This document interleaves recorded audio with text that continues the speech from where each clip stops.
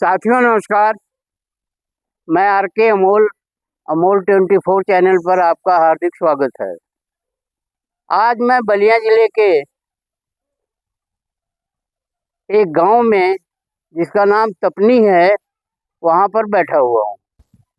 यह जिला मुख्यालय से 15 किलोमीटर की दूरी पर और कस्बे से जो जिसका नाम सुखपुरा है वहां से करीब 3 या 4 किलोमीटर पर स्थित है। ये बिल्कुल यहाँ आवागमन का कोई साधन नहीं है, कोई निजी वाहन है उसी से लोग आते जाते हैं। इस गांव की कुल आबादी जो है 3000 है और यहाँ पर मौर्य, यादव, मुस्लिम्स, दलित, ठाकुर इस तरह की तमाम जातियां रहती हैं। कोई विशेष एरिया नहीं है और जिला मुख्यालय से तो 15 किलोमीटर है, लेकिन अपने कस्बे से ये 3 किलोमीटर 4 किलोमीटर पर है, जहाँ पर थाना है, हॉस्पिटल है और आने जाने के लिए सड़कें उपलब्ध है। अब यहाँ के लोगों से हम कुछ चर्चा करना चाहते हैं और चर्चा करेंगे जिसमें वो लोग खुद बताएंगे कि उनकी समस्याएं क्या है, उनको क्या सुविधाएं मिलती है और सरकार का कितना रोल है और वो उनका जीवन स्तर कैसे चलता है, किस तरह से चलता है।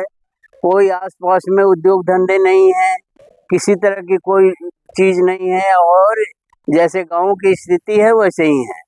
अब हम परिचर्चा शुरू करते हैं और इस परिचर्चा में हम किसी से बात करते हैं जिसमें हीरालाल मौर्य,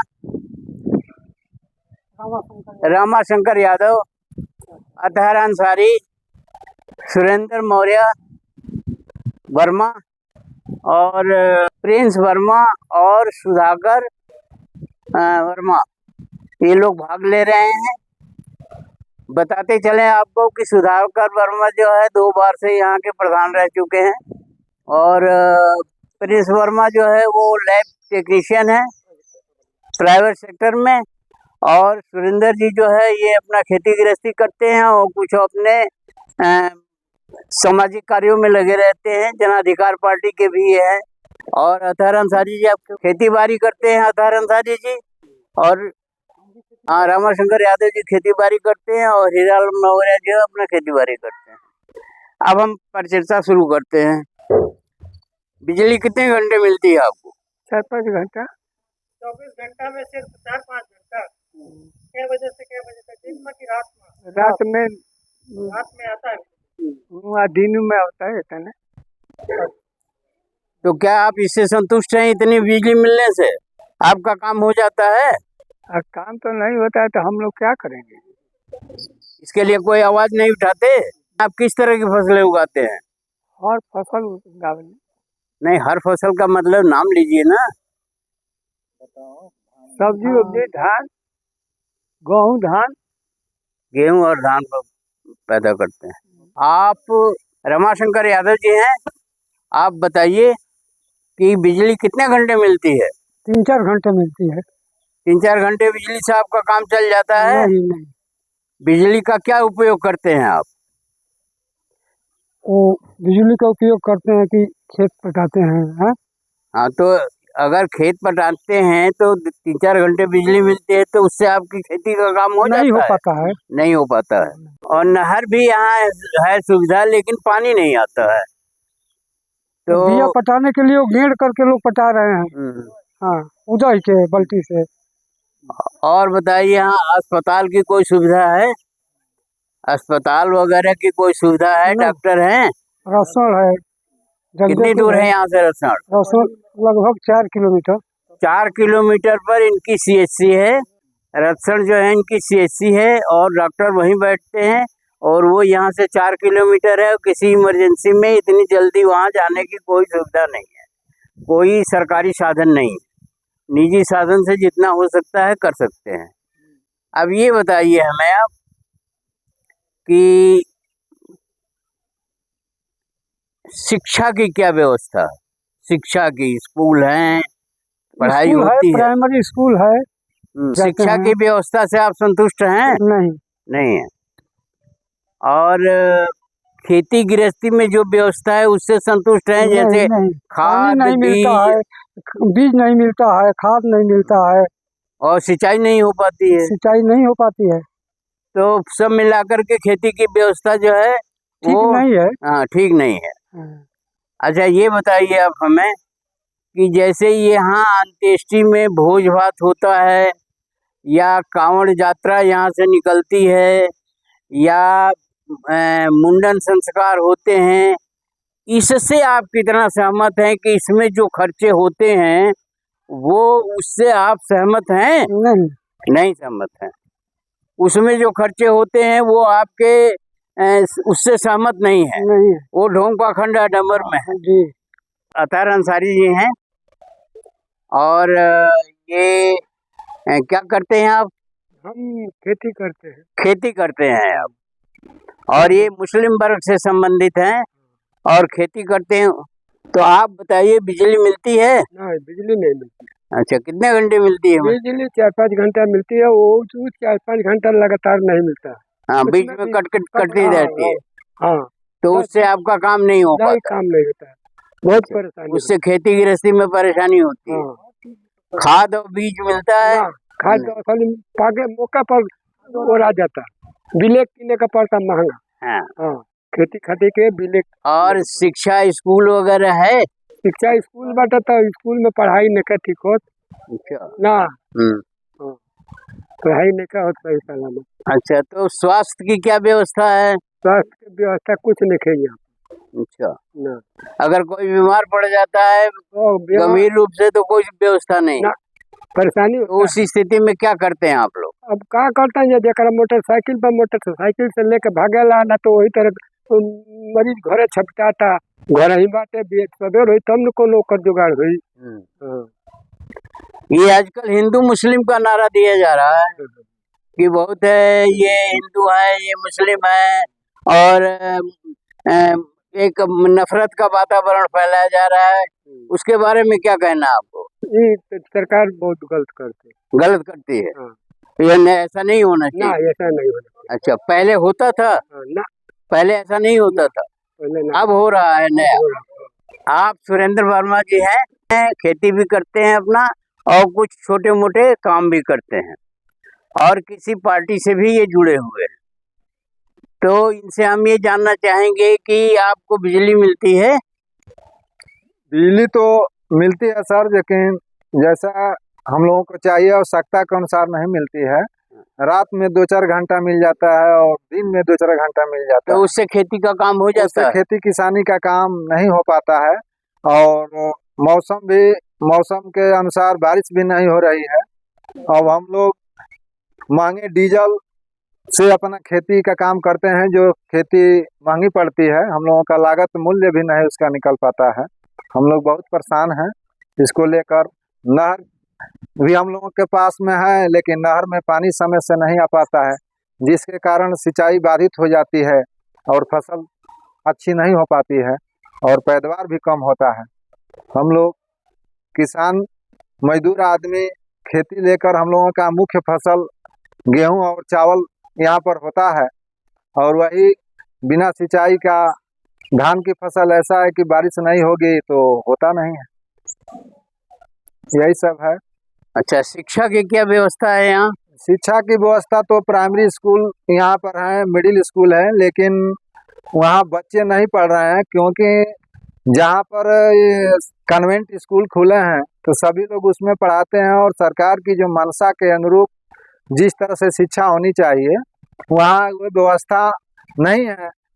यहाँ तक यहाँ मिडिल के बाद अगर आगे की पढ़ाई पढ़ना है तो 15 से 20 किलोमीटर के दूरी पर जाना पड़ता है उस शिक्षा के लिए, और शिक्षा महंगी होने के कारण हम लोगों के बच्चे पढ़ने में बहुत परेशानी होती है। हम लोग किसान मजदूर आदमी हैं, उतना पैसा इकट्ठा नहीं कर पाते हैं, इसलिए दिक्कत होती है शिक्षा में भी। और अस्पताल वगैरह हैं आसपास? जब इमरजेंसी कोई फंस जाए तो आप क्या करते हैं? अब इमरजेंसी फंस जाते हैं तो एम्बुलेंस को बुलाते हैं, और यहाँ से दूर है, चूँकि 15 किलोमीटर 20 किलोमीटर दूर है, उस मरीज को अगर समय से आ जाती है तो एम्बुलेंस के माध्यम से हम लोग मरीज को लेकर चले जाते हैं, नहीं तो अपने साधन करके ले जाते हैं 15 किलोमीटर दूर। मतलब इसमें भी आप लोगों को परेशानी है? परेशानी है, स्वास्थ्य शिक्षा सब में दिक्कतें परेशानी हो रही है।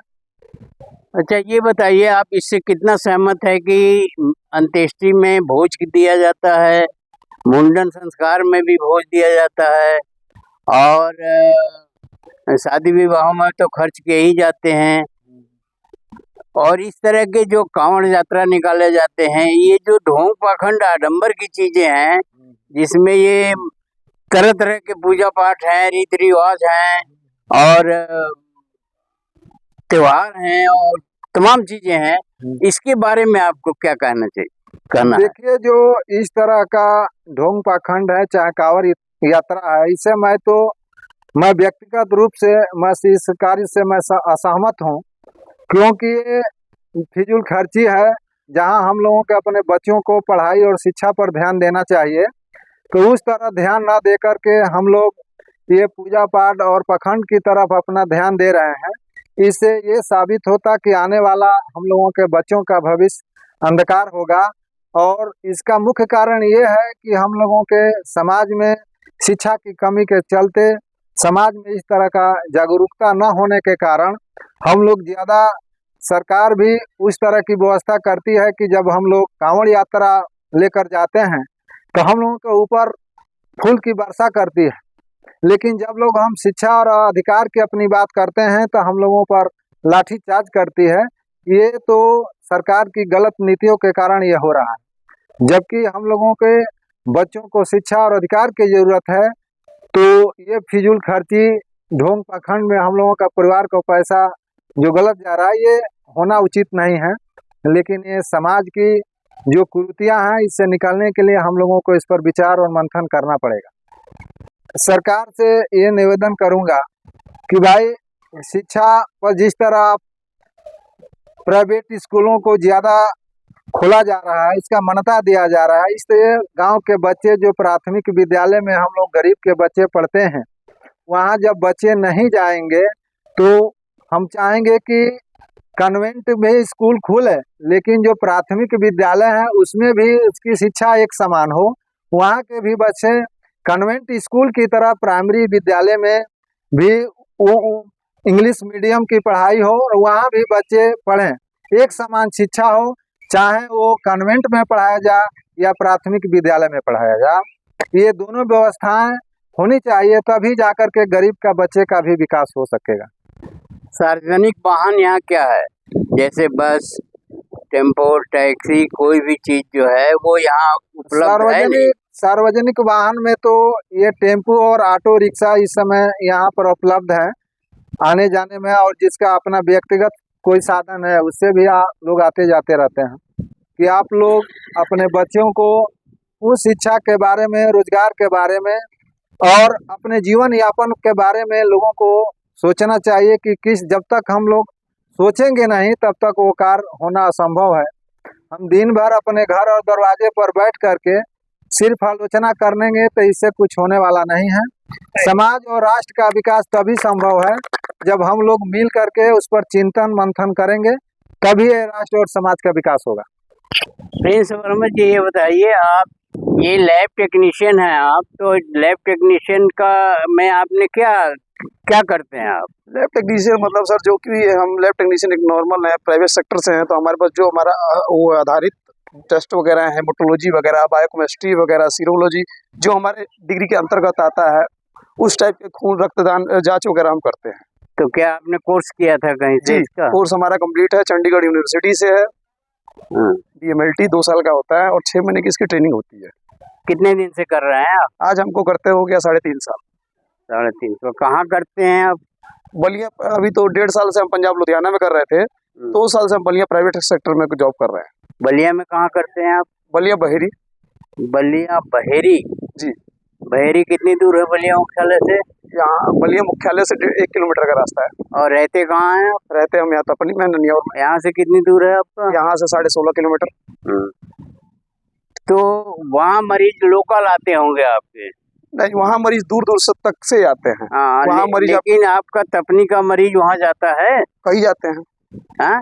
2-3% जाते हैं, तपनी के जाते हैं, और इससे भी दूर सिकंदरपुर से आते हैं कम से कम 30%। आपका कार्य क्षेत्र जो है बहेड़ी, हमारा कार्य क्षेत्र बहेड़ी है। तो कोई ऐसा टिपिकल केस बताइए जो आप के उसमें कार्य में घटित हुआ हो। बहुत ही है, एक नहीं है, इस पे जैसे- बहुत सारे हैं। जैसे पेशेंट का सही ख्याल न रखना, कई केसेस जो होते हैं कि सरकारी हॉस्पिटल जब उन लोगों से नहीं होता है, वो लोग जब केस बिगाड़ देते हैं तो प्राइवेट में भेजते हैं, वो लोग बनारस BHU भेजते हैं, क्योंकि बलिया में अपना सही मेडिकल की सेवा नहीं है। वो जब देखते हैं कि हल्का हल्का सांस लेने लगा तो कहते हैं भैया BHU जाओ। BHU जाते जाते आदमी कहाँ रास्ते में दम तोड़ जाएगा। कोई नियर अबाउट मेडिकल की सेवा नहीं है। 350 किलोमीटर जाने के बाद ही आपको सही मेडिकल प्राथमिक मिल रही है। आपके आसपास क्या क्या CHC हैं? हमारे बहेड़ी के आसपास कोई CHC नहीं है, सीधा जिला चिकित्सालय है। यहाँ बड़ा हॉस्पिटल कोई है ही नहीं। सीधा आदमी कोई भी डॉक्टर हो, कोई भी, चाहे MBBS हो चाहे MD हो, यहाँ अपने आप को टैग लगे हुए हैं हर एक डॉक्टरों के। लेकिन जो भी ये सारा केस यहाँ से भेजते हैं सीधे बनारस। यहाँ नियर अबाउट बलिया भी नहीं, आजमगढ़ भी नहीं, मऊ भी नहीं, तो सीधे बनारस। इसका मतलब ये हुआ कि यहाँ जो है स्वास्थ्य की व्यवस्था सही नहीं। जीरो। एम्बुलेंस बुलाएंगे आपको 3.5 घंटे में एम्बुलेंस मिलेगी, गोरखपुर चाहे बनारस की। अच्छा, तो मतलब स्वास्थ्य की व्यवस्था ठीक नहीं है? स्वास्थ्य व्यवस्था जीरो है। जीरो। तो आप कभी अपने लेवल से ही आपका कोई एसोसिएशन हो या कोई आपके 2-4 मित्र हो जो यही काम करते हो, तो उसकी वजह से कुछ प्रयास किया आपने कि व्यवस्था ठीक हो? तो सर हम खुद नए हैं और इतना हम क्या ही व्यवस्था करें, बाकी जो भी होता है कोशिश करते हैं। और हमको बहुत बड़ा मेडिकल के नाम में तोहफा मिला है, मेडिकल कॉलेज बलिया को मिल चुका है। तो देखिए क्या ये आगे चल के क्या करते हैं। आप सुधाकर वर्मा हैं और आप 2 बार इस गांव के प्रधान रह चुके हैं।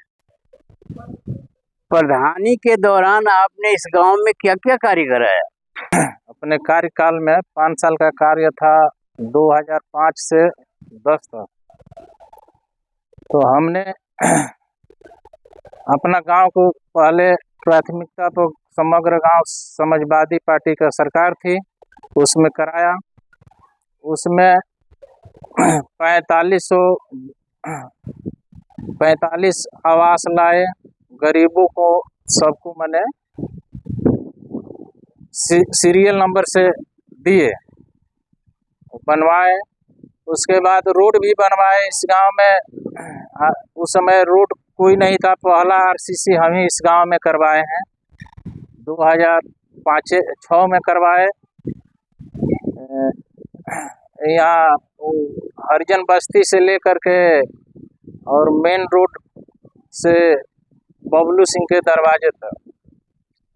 उसके बाद खड़ंजा भी करवाए, बहुत से खड़ंजा करवाए हैं, मैंने बहुत रोड बनवाए उस समय। उसके बाद मेरा प्रधानी खत्म हुआ। मैंने अपने कार्यकाल में हम 90 ठो उस समय आवास बनवाए थे। दूसरी अपने प्रधानी में कार्यकाल किस तरह से किस तरह तक था? हाँ 15 से 20 तक था। तो उस समय हम तो आवास का सूची भेजे थे 90 ठो, मैंने एथू करके।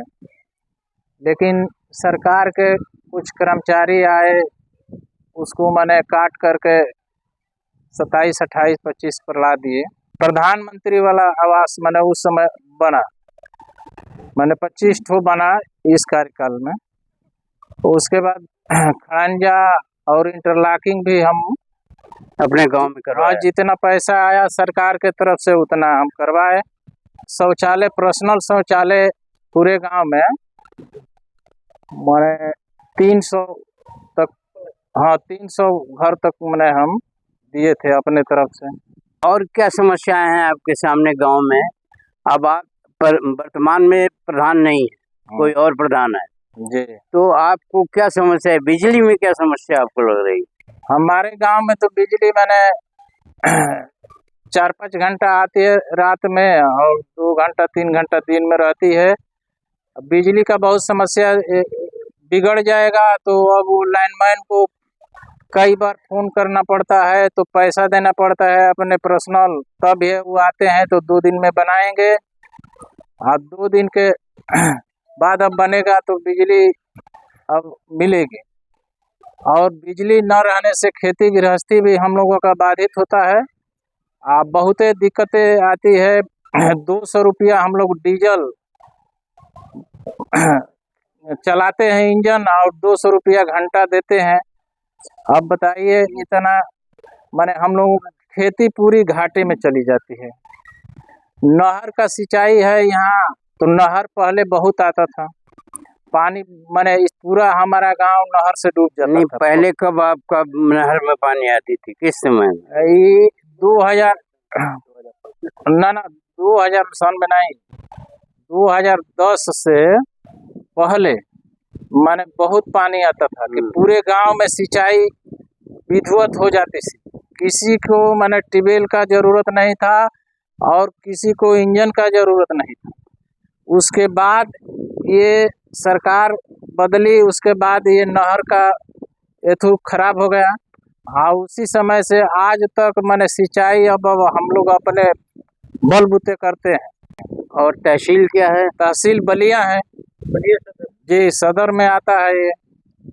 तो ये जो सिंचाई के जो साधन नहीं, मतलब सिंचाई प्रॉपर तरीके से नहीं हो पाती है, इसके बारे में आप लोगों ने कोई सुझाव, शिकायतें या अरे, सरकार शिकायतें तो हम लोग बहुत बार किए। एक्सचेंज के यहाँ किए, जिले पर मैंने मुख्यमंत्री के यहाँ हर जगह हम लोग लेटर दिए कि भाई नहर में पानी नहीं आ रहा है, यहाँ ट्यूबवेल का, तब सरकारी ट्यूबवेल का व्यवस्था किया जाए, लेकिन उसको कोई सुनवाई नहीं हुई ना। ठंडे बस्ते में वो कागज रख दिया जाता है। पहले की सरकार थी तो किसान से जुड़ी थी। ये सरकार है जो मठ पर से ये मुख्यमंत्री आ गए, साधु विचार के हैं। पूरे बलिए के हम बात कर रहे हैं, कौन अपने ही नहर की नहीं बात कर रहे हैं। कभी कभार आता है, लेकिन अरे मुख्यमंत्री हमारे साहब जी ये खेती गृहस्थी तो किए नहीं है, ये किसान के तो लड़के हैं नहीं। ये अपने मठ पर चले आए, मठ से मुख्यमंत्री बन गए, अपना सरकार चला रहे हैं, जो मन में आता है वो कर रहे हैं। हम कह रहे हैं कि फसल बहुत कम हो रहा है, जहाँ पैदावार होना चाहिए 12 कुंटल 14 कुंटल बीघे में, तो 8 कुंटल 7 कुंटल हो रहा है। फसलें हम लोगों की माने खेती गृहस्थी घाटे में जा रही है इसी वजह से। आपके गांव में, इसीलिए किसान परेशान है। आपके गांव में ये प्रधानमंत्री योजना के अंतर्गत 5 किलो 10 किलो जो अनाज का वो वितरण होता है, वो हो रहा है क्या? हाँ, ये प्रधानमंत्री योजना से जो राशन आ रहा है उसका वितरण हो रहा है, लेकिन ये भी भाई कटौती उसमें थोड़ा बहुत होता है। नहीं, उससे कोई फायदा आपको नजर आ रहा है? फायदा तो नहीं है, उससे नुकसान है। सरकार की मंशा है, सरकार तो कहती है कि हमारा जो मुख्य प्रधानमंत्री जी हैं वो कहते हैं कि हमारा देश गरीब नहीं है। आप अपने ही मुंह से प्रधानमंत्री जी कहते हैं टीवी पर और भाषणों में कि 80 करोड़ जनता को हम राशन दे रहे हैं, 80 करोड़ जनता गरीब है, फिर कहते हैं कि गरीब भी नहीं है। तो इनका प्रधानमंत्री का भी कहना माने कब क्या कह देंगे, इनका कोई हेतु नहीं है। तो ये जो अनाज दिया जा रहा है वो उस अनाज की आवश्यकता नहीं है उन लोगों को? नहीं, इसलिए तो सरकार अपाहिज बना रही है। अनाज दे रही है तो अपाहिज बना रही है। नहीं, जो अपने बलबूते लोग काम करते, रोजगार देती सरकार, तो शिक्षा बढ़िया करती तो इससे विकास होता। ये अनाज दे करके 5 किलो, महंगाई बढ़ा रही है, हर एक चीज सबको परेशान इसी से हो रहे हैं, लोग जनता हो रही है। तो आपका ये प्रधान बनने के बाद अनुभव कैसा रहा कि वो सरकार अच्छी थी कि ये सरकार अच्छी थी? हमारा तो अनुभव ये है कि पहले वाली सरकार अच्छी थी। ये सरकार केवल मंदिर मस्जिद में रहती है, एक विशेष जाति को ये धनी बनाने में है कि यहाँ मंदिर बन जाए, 5 गो ब्राह्मणों का नौकरी लग जाए। यही चाहती है कि मंदिर पर ब्राह्मण जाएंगे तो वहाँ अपना पूजा पाठ करेंगे, तो उससे कुछ आय का स्रोत होगा, तो वहाँ से कमाई होगा। भाई केवल मंदिरों पर जोर दे रही है, शिक्षा पर नहीं दे रही है सरकार। ये जो अंत्येष्टि में भोज किया जाता है या कांवड़ यात्रा है या मुंडन संस्कार में जो कार्य कर जो ढोंग पाखंड आडंबर से संबंधित समाज में फैला हुआ है, इसके बारे में आपका क्या कहना है? ये तो बहुत गलत है। ये तो हम समाज में बहुत जगह मीटिंग करके बहुत लोगों को समझाते हैं कि भाई ये बेफजूल खर्चा है, अपने बच्चों को इसी पर पैसे से तुम लोग पढ़ाओ। एक एक बार मुंडन में 1 लाख रुपया लोग कर्ज काढ़ करके गरीब लोग उसमें खर्चा करते हैं। पहले यही मुंडन था कि हम लोगों के माँ अपने गंगा जी नहाने जाती थी एक ददरी मेला के दिन, तो बार काट करके ले जाती थी और चढ़ा देती थी। अब है कि 1 लाख 1.5 लाख लोग खर्चा कर रहे हैं। तेरही में 500-1000 लोग खिलाने पिलाने में, ब्राह्मणों को समझिए कि 20,000 रुपया तेरही में दे रहे हैं, केवल गोड़ लगने में कंबल, गमछा, थरिया, लोटा ये सब दे रहे हैं। इससे सहमत नहीं है आप? जबरदस्ती नहीं, हम सहमत नहीं है, इसका तो विरोध करते हैं। जबरदस्ती ब्राह्मण कहता है कि हमको इतना पैसा यहाँ दीजिए 10,000 रुपया, नहीं तो आप भी अन्न ग्रहण नहीं करेंगे और हम भी नहीं, यहीं पर बैठेंगे, अनशन पर बैठ जाता है। तो हम लोग 10,000 रुपया देते हैं, तब कहता है कि ठीक है खाता है। मतलब आपकी समझ से ये बिल्कुल ही गलत है? बिल्कुल एकदम गलत है, एकदम टोटली। हम दुख एक तकलीफ में, हमारा घर का लड़का मरा है, कोई बुजुर्ग मरा है, कोई जवान आदमी मरा है, और वो कहता है कि भाई इतने से कम नहीं लेंगे। घाट पर जाते हैं तो 5,000 से कम नहीं, ठीक नहीं है। तो इतना तो उसमें अब बहुत उलझने आती है हम लोगों को। ये तो बहुत गलत है, जबरदस्ती वसूली है ये। सरकार को ये चाहिए कि भाई शिक्षा पर सबसे बढ़िया जोर दे, बढ़िया स्कूल बनवाए। जो देहात में स्कूल है, शहर में है, तो सबको एक समान शिक्षा करे। गरीब लोगों को लिए भी इंग्लिश मीडियम स्कूल का व्यवस्था करे, बढ़िया से पढ़ाई कराए। अपने जो नेता है, जो पैसे वाले लोग हैं, तो भाई अच्छे अच्छे स्कूल में जहाँ 10,000 5,000 फीस लगता है वहाँ पढ़ा रहे हैं। गरीब लोग भाई वहाँ खिचड़ी वाले स्कूल में भेजते हैं, वहाँ बच्चे नहीं पढ़ पाते हैं। गरीब लोग, किसान के लोग गरीबे रह जाते हैं। शिक्षा नहीं रहेगा तो इससे विकास नहीं होगा। पूरे माने देश का यही स्थिति है। सरकार ये जान करके ये करती है कि भाई 2 किस्म का भेदभाव करती है। आप राजेश भूल जी हैं, टपनी के ही रहने वाले हैं और